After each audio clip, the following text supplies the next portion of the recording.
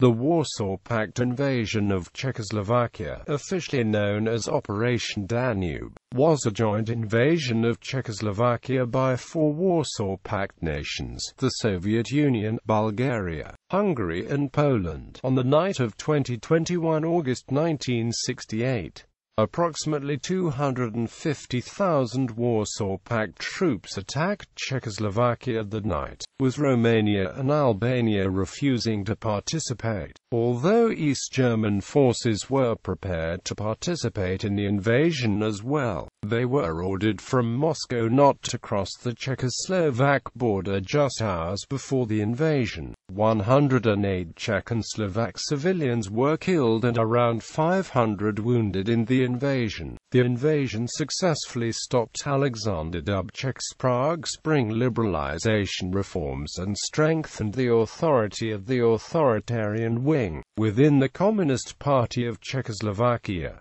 The foreign policy of the Soviet Union during this era was known as the Brezhnev Doctrine. Background: Novotny's regime in the late 1950s and early 1960s. The process of de-Stalinization in Czechoslovakia had begun under Antonin Novotny in the late 1950s and early 1960s, but had progressed more slowly than in most other states of the Eastern Bloc. Following the lead of Nikita Khrushchev, Novotny proclaimed the completion of socialism, and the new constitution, accordingly, adopted the name Czechoslovak Socialist Republic. The pace of change, however, was sluggish. The rehabilitation of Stalinist-era victims, such as those convicted in the Slansky trials, may have been considered as early as 1963, but did not take place until 1967.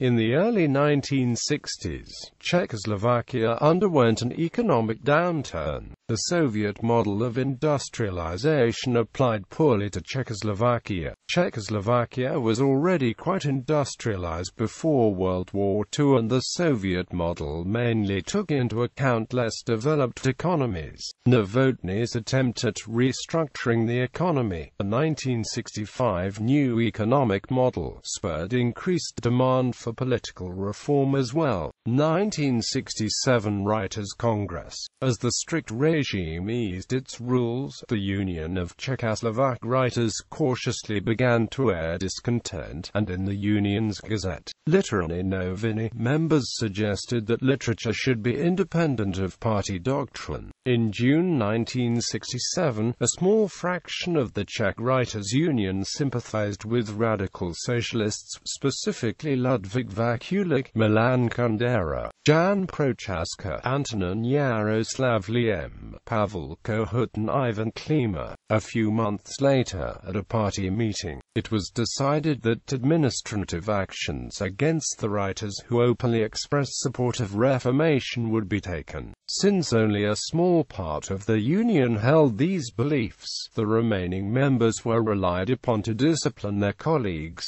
Control over Literární noviny and several other publishing houses was transferred to the Ministry of Culture, and even members of the party who later became major reformers, including Dubček, endorsed these moves.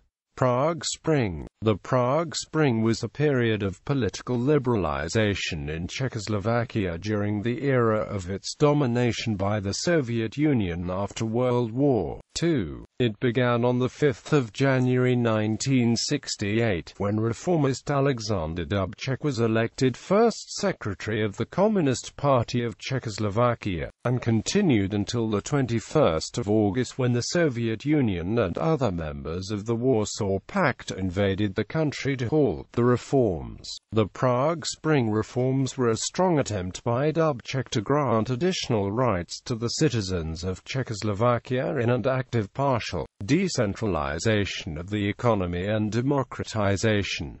The freedoms granted included a loosening of restrictions on the media, speech and travel, after national discussion of dividing the country into a federation of 3 republics, Bohemia, Moravia, Silesia and Slovakia. Dubček oversaw the decision to split into 2, the Czech Republic and Slovak Republic. This was the only formal change that survived the end of Prague Spring, though the relative success of the non-violent resistance undoubtedly prefigured and facilitated the peaceful transition to liberal democracy with the collapse of Soviet hegemony in 1989. The reforms, especially the decentralization of administrative authority, were not received well by the Soviets, who, after failed negotiations, sent 500,000 Warsaw Pact troops and tanks to occupy the country.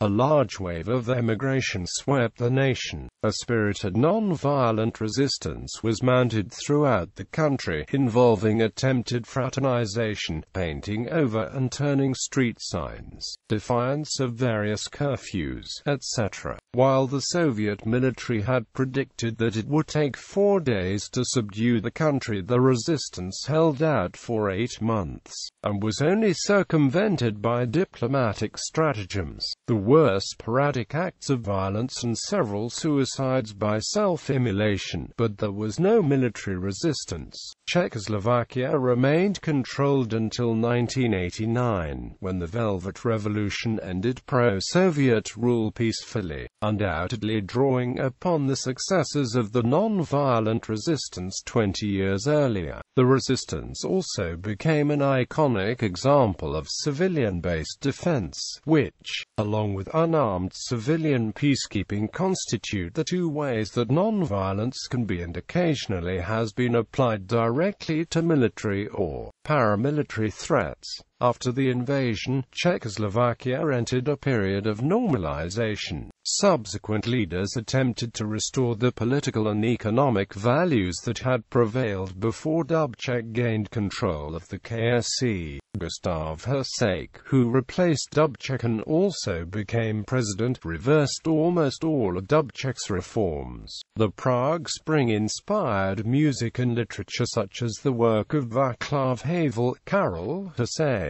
Karel Kryl, and Milan Kundera's novel The Unbearable Lightness of Being.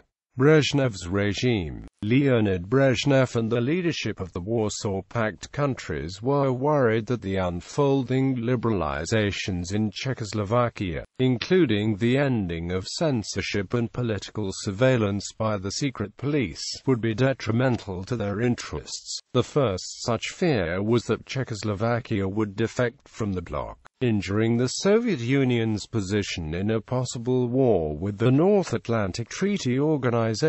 Not only would the loss result in a lack of strategic depth for the USSR, but it would also mean that it could not tap Czechoslovakia's industrial base in a potential war. Czechoslovak leaders had no intention of leaving the Warsaw Pact, but Moscow felt it could not be certain exactly what Prague's intentions were. Other fears included the spread of liberalization and unrest elsewhere in Eastern Europe. The Warsaw Pact countries feared that if the Prague Spring reforms went unchecked, then those ideals might very well spread to Poland and East Germany, upsetting the status quo there as well. Within the Soviet Union, nationalism in the republics of Estonia, Latvia, Lithuania, and Ukraine was already causing problems, and many were worried that events in Prague might exacerbate those problems. KGB chairman Yuri Andropov and Ukrainian leaders Petro Shelist and Nikolai Podgorny were the most vehement proponents of military intervention. In addition, part of Czechoslovakia bordered Austria and West Germany, which were on the other side of the Iron Curtain. This meant both that foreign agents could potentially slip into Czechoslovakia and into any member of the Communist bloc, and that defectors could slip out to the West. The final concern emerged directly from the lack of censorship. Writers whose work had been censored in the Soviet Union could simply go to Prague or Bratislava and air their grievances there, circumventing the Soviet Union's censorship.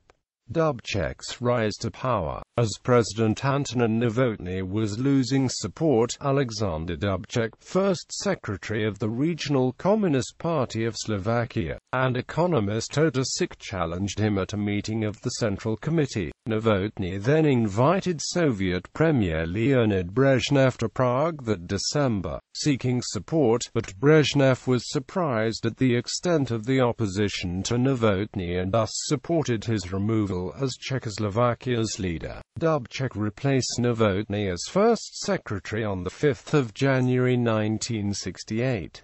On the 22nd of March 1968, Novotny resigned his presidency and was replaced by Ludvík Svoboda, who later gave consent to the reforms.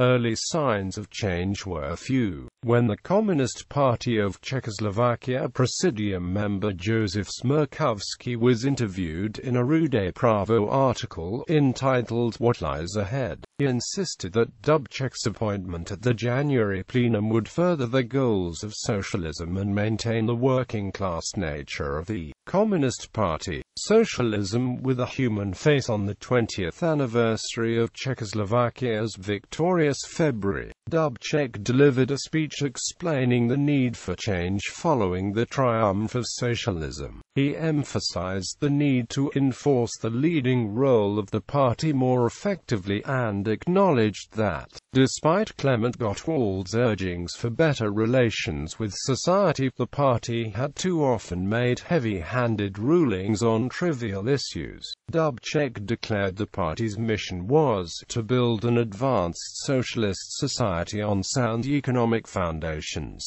a socialism that corresponds to the historical democratic traditions of Czechoslovakia, in accordance with the experience of other communist parties.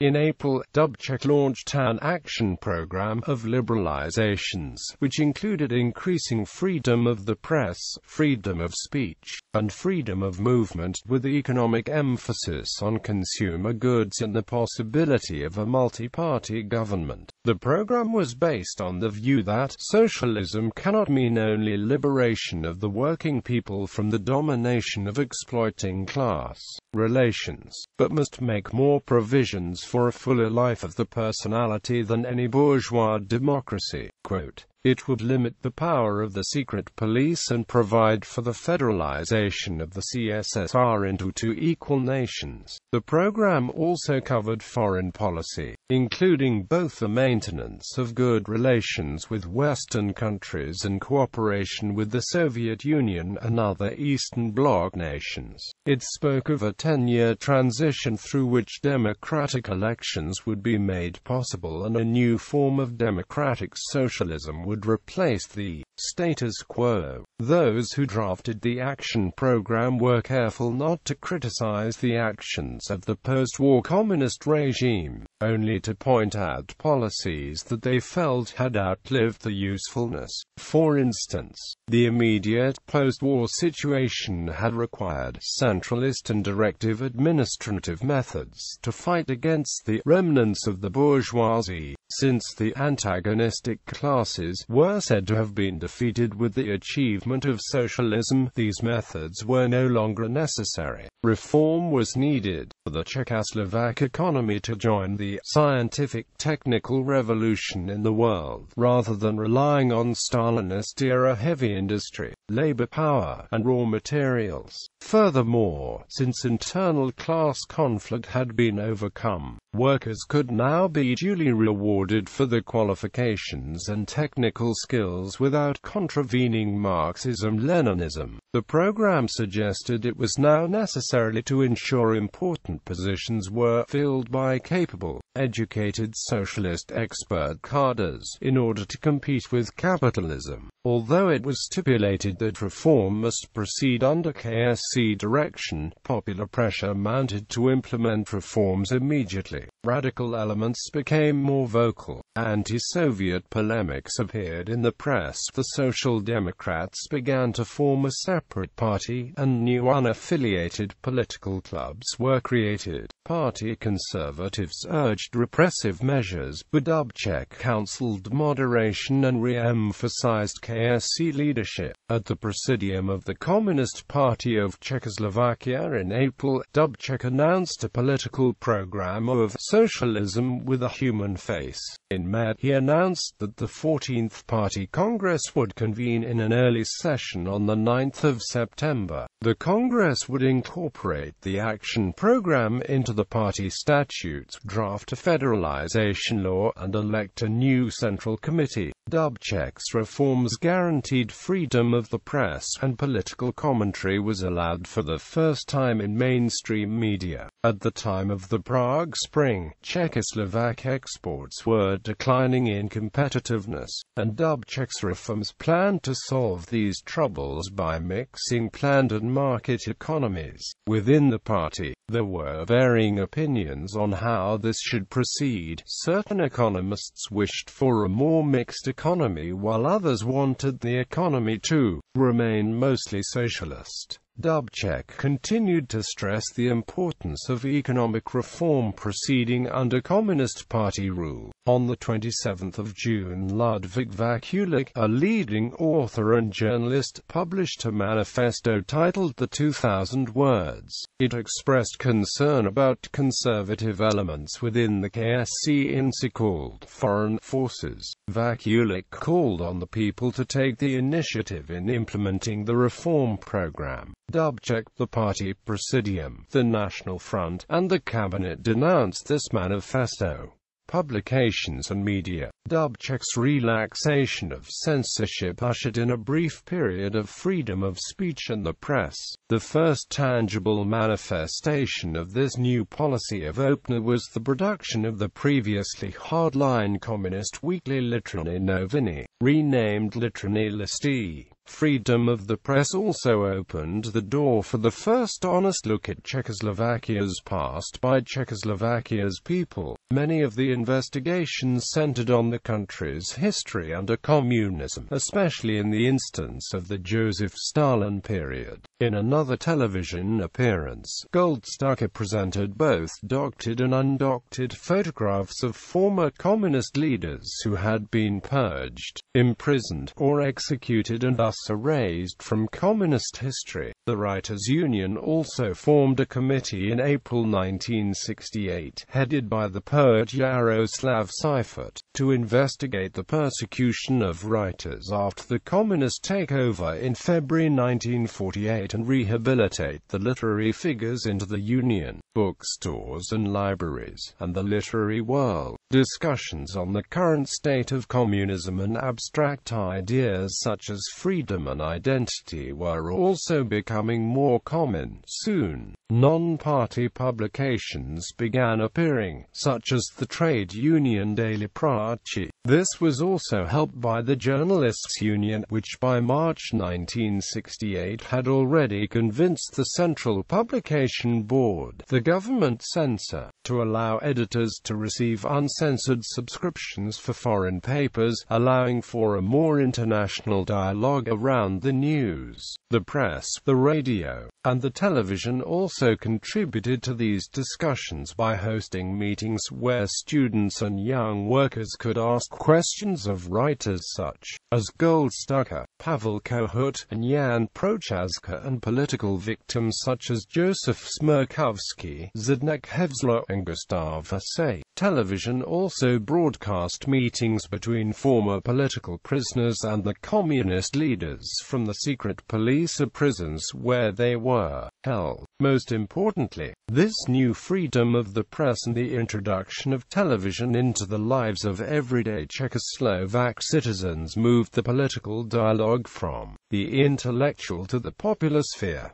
Czechoslovak negotiations with the USSR and other Warsaw Pact states. The Soviet leadership at first tried to stop or limit the impact of Dubček's initiatives through a series of negotiations. Czechoslovakia and the Soviet Union agreed to bilateral talks to be held in July 1968 at Siena nad Tisou, near the Slovak-Soviet border. At the meeting, with attendance of Brezhnev, Alexei Kosygin, Prigogine, Nikolai Podgorny, Mikhail Suslov and others on the Soviet side, and Dubček, Ludvík Svoboda, Oldřich Cernik, Josef Smirkovsky and others on the Czechoslovak side. Dubček defended the program of the reformist wing of the KSC while pledging commitment to the Warsaw Pact and Kumkan. The KSC leadership, however, was divided between vigorous reformers who supported Dubček, and conservatives who represented an anti-reformist stance. Brezhnev decided on compromise. The KSC delegates reaffirmed their loyalty to the Warsaw Pact and promised to curb anti-socialist tendencies, prevent the revival of the Czechoslovak Social Democratic Party, and control the press by the re-imposition of a higher level of censorship. In return, the USSR agreed to withdraw their troops and permit the 9th of September Party Congress. On the 3rd of August, representatives from the Soviet Union, East Germany, People's Republic of Poland, Hungary, Bulgaria, and Czechoslovakia met in Bratislava and signed the Bratislava Declaration. The declaration affirmed unshakable fidelity to Marxism, Leninism and proletarian internationalism, and declared an implacable struggle against bourgeois ideology and all anti-socialist forces. The Soviet Union expressed its intention to intervene in a Warsaw Pact country if a bourgeois system, a pluralist system of several political parties, representing different factions of the capitalist class, was ever established. After the Bratislava Conference, Soviet troops left Czechoslovak territory but remained along Czechoslovak borders. As these talks proved unsatisfactory, the USSR began to consider a military alternative. The Soviet Union's policy of compelling the socialist governments of its satellite states to subordinate the national interests to those of the Eastern Bloc became known as the Brezhnev Doctrine. NATO. The United States and NATO largely turned a blind eye to the evolving situation in Czechoslovakia. While the Soviet Union was worried that it might lose an ally, the United States had absolutely no desire to gain it.